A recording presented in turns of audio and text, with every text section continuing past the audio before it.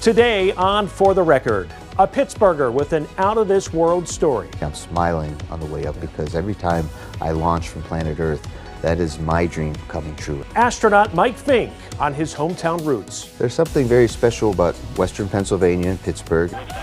And what he sees for the future of space travel. This is an exciting time, and as an engineer and a scientist and a flyer, I couldn't be more excited. For the Record starts now.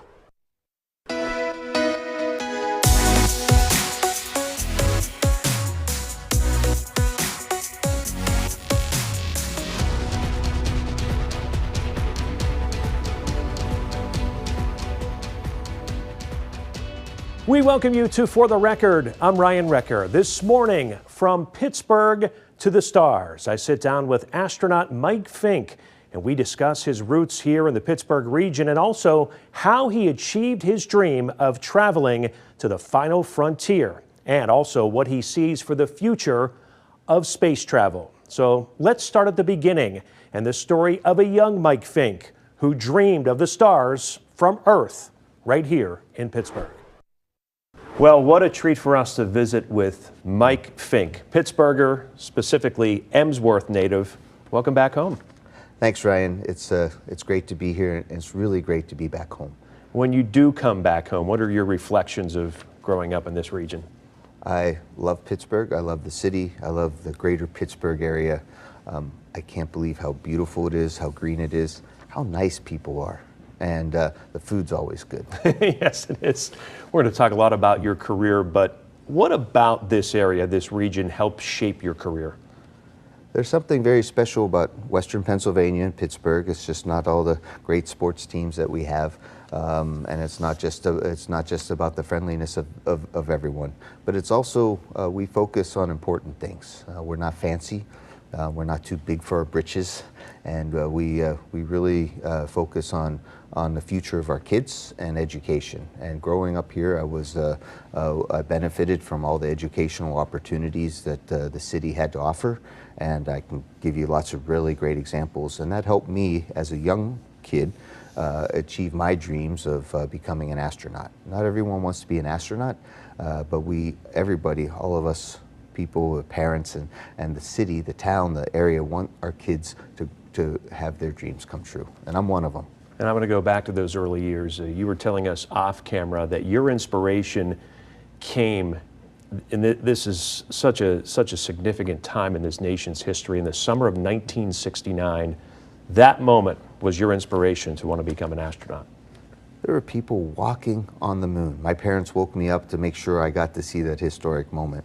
And so I kind of could tell that it was something important. But it was so fascinating to me to see people hop around and be on the moon, and how amazing it was that you could look at the moon and just know that there are people there. And I said, as a little kid, that just inspired me. Yeah. And so I dedicated and worked towards it. And the more I looked into it, the more exciting it was to me. We were also, when we were talking earlier, we mentioned that if you talk to a youngster, typically within the handful of things that they say they want to be when they grow up is an astronaut. But you can say it. I mean, you have lived it, you are living it. What has it been like to fulfill that dream? There's a really special feeling. People always ask me, when you're on the rocket, how does it feel? And I think they're asking like the G forces on the way up, and is my face turning really funny and all that? And it's like, no, actually for me, I'm smiling on the way up, because every time I launch from planet Earth, that is my dream coming true. And there's a really special feeling. And that's that special feeling that we want our kids, we want the young people here to be successful, and whatever dream they have, we want that to come true. And it's not always easy to get there. So you have this dream as a youngster. Now let's fast forward to your days at Sewickley Academy, and you really want to pursue this. Tell us your path from Sewickley Academy on. Yeah, so I'm going to back up just a little bit, and just to say, as even when I was younger, I had a chance to go to the Buell Planetarium at the time, now part of the Carnegie Science Center. I think there's a new name coming already, but this city has so many things to offer. And as a youngster interested in something, my parents said, "Hey, he's interested. Let's take him." I benefited from the library system and got out all the books on space that I could. But there's just one moment, and this is why I wanted to rewind for a second, is that there was a summer program at Buell Planetarium for 9 and 10-year-olds who wanted to know more about rockets and airplanes. And it was like a 2-week program. 1 week we built a rocket, 1 week we built an airplane, and there were model kits. And the model that I built was a Soviet era, they called it Russian Vostok. And it was so, and at that time, it was 1977-ish or so, something like that. At that time, there was no way that a kid from Pittsburgh was going to go to Soviet Union and sit on Yuri Gagarin's launch pad. So this was just an exotic rocket. But 30 years later, almost to the day, I was sitting on Yuri Gagarin's launch pad, this kid from Pittsburgh, launching for my first mission into space. And so the educational opportunities here have been great. I was fortunate that Swickley Academy offered me and my brothers and sisters, I have 8 brothers and sisters, a scholarship. We couldn't have afforded it otherwise. It was a great education. I was able to go as far as I could in terms of math and science and those kind of things, and the Academy supported that. But it's not the only school in the area that does that. We have really good public schools here. We have a really good school system, and I've been around the world. I've seen a thing or two. What an incredible story that was. That had to be a wow moment for you, for sure. What was your first, though, big wow moment with NASA, would you say, back in the 1990s? Well, my career took me through college. The Air Force helped me with the ROTC scholarship. So I worked in the Air Force, It gave me so much fun stuff to do. Let me fly airplanes, fly in airplanes, test new things. And the Air Force helped me achieve my potential. In other words, there's so much work to get done. The more you can handle, the more cool things you can do, they're going to let you do it and give you the responsibility. And that's something good for a lot of people, including myself. So when it came time to apply for the astronaut program, I happened to get in on my very first time. I had the skill set that they were looking for. Turns out I found out I could speak Russian and Japanese in my spare time of studying, and those things that we needed to help build the International Space Station. So I was so amazed, because one of the first times I was ever at a NASA place was when I came in. I brought my dad. We drove in from Pittsburgh. I had loaned him my truck when I was stationed in Japan, and we drove down to Houston, Texas, and started in August of 1996 my career. Talk about a proud parent moment. Well, my dad has other kids, so to get that much alone time with him was definitely a blessing. That's really special. Also special is this note that at one time you held an American record for spending more than 380 days in orbit. We have to hear about that experience. So my goal with myself as I was going along to become an astronaut, and my goal to myself was, at least in my life, maybe I should just be able to see Earth from space. Because when you apply to a job when there's, you're competing against 13 or 14,000 other people, there's no guarantee you're going to get in, right? Your chances are not always great. But at least I was going to give it my best shot, and I figured in my life, if I didn't even get in with NASA, I'd become a billionaire and go to space that way, buy a ticket or something. But to actually get a chance to see Earth from space was a big goal for me. And on that first launch in April of 2004, I did get to see Earth from space. And I'm a pretty calm person. I handle emergencies because they teach us that in the Air Force and at NASA. But I couldn't breathe for 30 seconds. I mean, literally, English has the best word, breathtaking. It just took my breath. And then I showed my friend Andre, Kuipers from the Netherlands. He was across the cockpit, and I said, "Hey, Andre, take a look." And I watched him. Usually, when you tell someone take a look, you look at the same thing at the same time. But I just watched his face, and I saw my friend see Earth from space for the first time, and that was even better. Talk about experiences. That is an experience in all caps. Wow, that is quite amazing.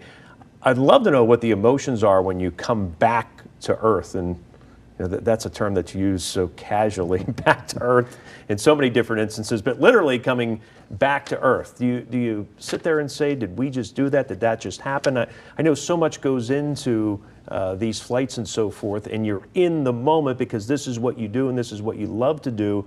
Do you have opportunities to step back and take stock of what actually just happened? That is a great question. I spent so much emotional capital just to get to space. During my first mission, when I launched, my wife was expecting our second child. She had the baby while I was gone. I missed that. That was tough.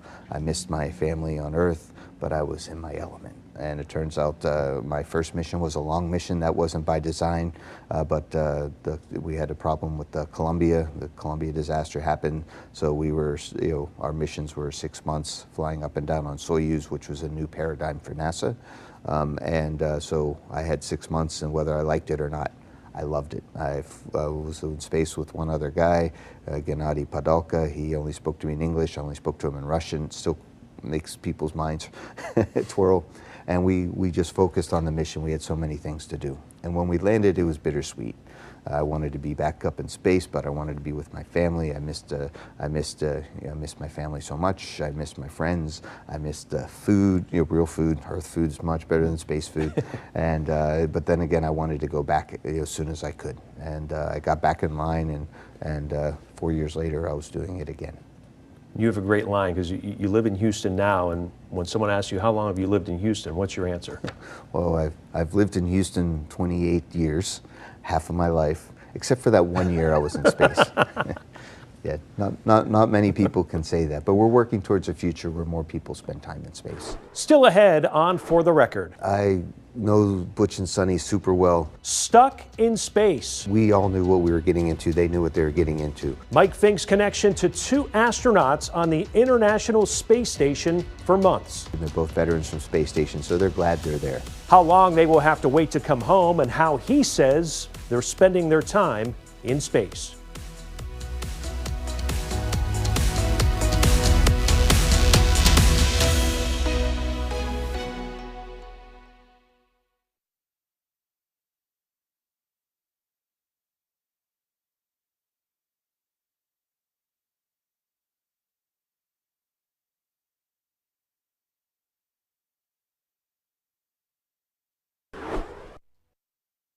Well, currently there are two astronauts, Sunny Williams and Butch Wilmore, stuck on the International Space Station. They're going to be there until at least February. They are the first two astronauts sent into space by Boeing. They launched in early June aboard Starliner, and as we again visit with Mike Fink, Starliner, that's a project and process that you've been heavily involved with. Absolutely. Starliner is a beautiful spacecraft, and I've known Starliner since she was a little baby spacecraft. Starliner is part of the NASA's Commercial Crew Program, and I'll just talk about that for a few seconds, in that the Commercial Crew Program is a way for people to fly up into space to the International Space Station. NASA's the main customer, and we gave contracts in 2014. I was there at the announcement ceremony for both Boeing and SpaceX to send crews up to the International Space Station. This replaced the space shuttle for our ways to get up and down to the space station, and augments or supplements at that time is only with the Russian Soyuz. And it's a good thing that we have multiple ways to get to space station, and it's very important, even with the success of Dragon, that we have an alternate way to get to space station. We learned from the space shuttle with the Challenger and Columbia, you can't have all your eggs in one basket, so we wanted to have dissimilar redundancy, as NASA likes to call it in engineering terms, but two different ways with two different providers, two different rockets. In case one rocket goes bad, we can still send people up and down to the space station. This allows NASA to have its own rocket and its own spacecraft to go to the moon and beyond. Exciting times. And low Earth orbit, we can leave to the domain of companies, including SpaceX, and Elon's company has been doing great with that. We've got Blue Origin coming along, but we have a contract with Boeing, and Boeing's having a little bit of a tough time to get Starliner working the way that she's supposed to. And that included the first two test flights. There was only supposed to be one unmanned test flight, but it didn't go well, so there was a second uncrewed test flight, and then now we're having the crew flight test with Butch and Sunny, 8-day mission extended to 8 months. And unfortunately, even though Butch and Sunny made it safely to the space station, their spacecraft left them and came back home just a little while ago. I watched it land in the desert, beautiful landing. You obviously know Butch and Sunny well. As we talked about, you've been heavily involved, intimately involved in this process. What are their spirits knowing that they're going to be there till February? Yeah, I know Butch and Sunny super well. We were on different crews, and then we got combined to a kind of a cadre, and then they got chosen to be the prime crew for crew flight test. I was their backup. We've trained together for 5 years. They're veteran space explorers, and they're both test pilots. So we all knew what we were getting into. They knew what they were getting into. I don't think we knew that they were going to stay for 8 months. Supposed to be a week, right? Yeah, exactly. So, but they also understood that was part of it. They both love the International Space Station. They're both veterans from space station, so they're glad they're there. And they have in a few days or in a small period of time, they'll have a ride back home that will probably come back around in the February of 2025 time frame. In the meantime, they're happy to help aboard the International Space Station. Butch loves fixing things. Sunny's a great scientist, and they're helping the other crews that are on board. And they'll be up there till February doing a normal space station mission. And they're happy enough about it. It was a surprise, and there's a disappointment in there too. We were hoping to get Starliner up and running so that NASA does have that dissimilar redundancy, and the certification was supposed to happen right afterwards. And right now, at this time, Boeing and NASA are discussing it, and what's our path forward? NASA needs Boeing to be successful. We'll try to do our best to help them, but it's an interesting time, both in terms of program management, engineering, how do we fix these problems, how do we go about launching again soon. And going to be the pilot for the second one, so I want them to be successful too. Still ahead. This is an exciting time, and as an engineer and a scientist and a flyer, I couldn't be more excited. The future of space travel and tourism, and just how soon it may be as common as taking a vacation.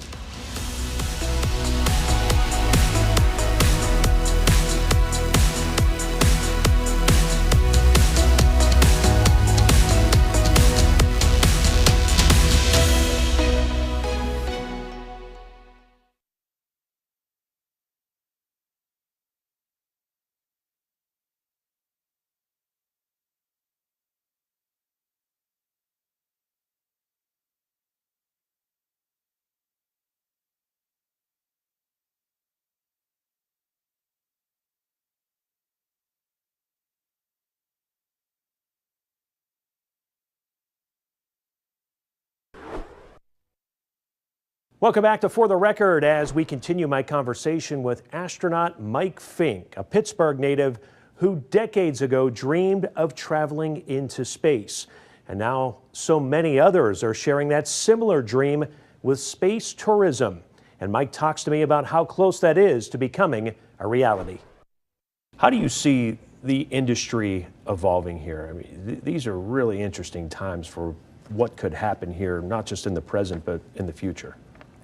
This is an exciting time, and as an engineer and a scientist and a flyer, I couldn't be more excited. I wish it was happening faster, but these are tough things, right? So we have this idea of industrializing low Earth orbit, and that means and then NASA's going to be going to the moon. But what that means is that there's going to be private space stations with private spacecraft up and down, like airplanes. Boeing is a company that makes airplanes, but they sell it to United and American and all the rest, and those companies fly those airplanes, and so we can go wherever we want to go all over this world. The same idea, with SpaceX and Boeing and Blue Origin coming down the pike, and maybe Dream Chaser from Sierra Space all coming online, is that people will go up and down to space stations that are making things, new medicines, perhaps artificial organs that would that'll help with heart replacements and lung replacements. That'll be perfect. You can't do that in gravity. The cells like to collapse, but in space they can float and be perfectly 3D. I mean, there's so many opportunities. Great opportunities for American jobs, great opportunities for American industry, and what's really neat is that even here in Pittsburgh, aerospace companies which weren't here when I was growing up are starting to blossom, and there's so much opportunity because of this national focus on space industrialization. Companies like Astrobotic are always in the news. There's other companies here in Pittsburgh where aerospace engineers and people who want to be part of space, you can do that right here at home in Pittsburgh. What a thrill it is to think of a thing such as space tourism. Decades down the road, maybe it won't even be that long. How common will that be? I mean, will the average person say, oh, I'm going away for the weekend. Oh, where are you going? I'm going to space. I mean, is this possible? It's certainly possible. I think it's going to be more expensive than an average airline ticket. Sure. But it's also, for it to be successful, it's got to be safe. And so we've been really focusing on the safety aspects of the rockets and the spacecraft, but this is definitely possible. In fact, that was my goal as a young kid is that, hey, if I could get into space and be a NASA astronaut, maybe I could buy a ticket somehow. Well, that's starting to happen. And the reason why it's starting to happen is that NASA, our space agency with our tax money has been investing in space companies. SpaceX was a very little baby company, and since then, because of our investment, like we went Shark Tank with them, right? We gave them the knowledge, the know-how, invested in them. But it's been a great benefit for us because all throughout the country, both for our military and civil space sectors, we are able to launch to space for half the price that we used to, and yet still maintain that same level of surety or safety to get our things into space. And so it's saving us money, and that means more. With the same amount of money, you can buy twice as many launches and then some. And it's the cost keeps coming down. With the cost going down, safety going up, reliability. I mean, then I'd buy a ticket. Well, my conversation with astronaut Mike Fink was so involved, we couldn't possibly fit it all into this half hour. So I want to invite you to tune into Pittsburgh's Action News for Monday at noon. We'll hear even more from Mike Fink, including how space travel compares to some of the rides at Kennywood, a comparison only a Pittsburgher who has traveled into space could make. Until then, we thank you for joining us. We'll see you next Sunday morning at 11:30. Have a great week.